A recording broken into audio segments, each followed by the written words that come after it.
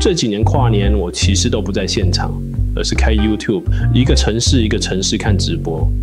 老實說，大多數城市我看個幾分鐘就會切台，不是不好，而是舞台很大，主持人很忙，流程很滿，但你很難留下來。但今年有一個地方我真的看完了，就是台東。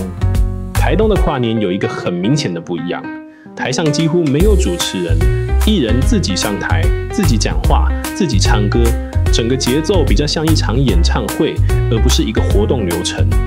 你會發現，觀眾不是在等下一段，而是在跟着台上的人走。有趣的是，它看起來很鬆，但其實一點都不隨便。熒光棒是統一的，舞台燈光、畫面節奏、大螢幕文字，全部都有設計、有邏輯。這不是臨場發揮，而是很成熟的企劃能力，也跟台灣這幾年累積大量演唱會經驗有關。大家終於知道，讓人留下來不是靠流程，而是靠體驗。但台東真正成功的關鍵，不只是形式，而是人。這種設計，如果藝人撐不住，一拿掉主持人，場面是會垮的。但台東沒有，因為台上的人撐得住。再往深一點看，其實我們現在被太多短效刺激包圍，聲光、爆點、話題來得很快，當下很熱，但很快就忘了。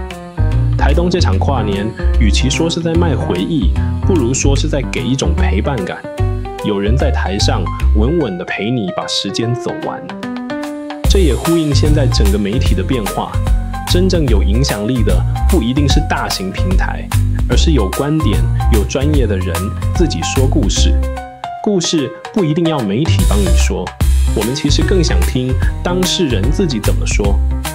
所以最後我會這樣看，台東不是贏在最大、最熱鬧，而是贏在一件事，他知道自己在陪誰。而這件事不只適用在跨年，也適用在我們現在做內容、做品牌、做溝通。不是誰聲音最大，而是誰能留下來。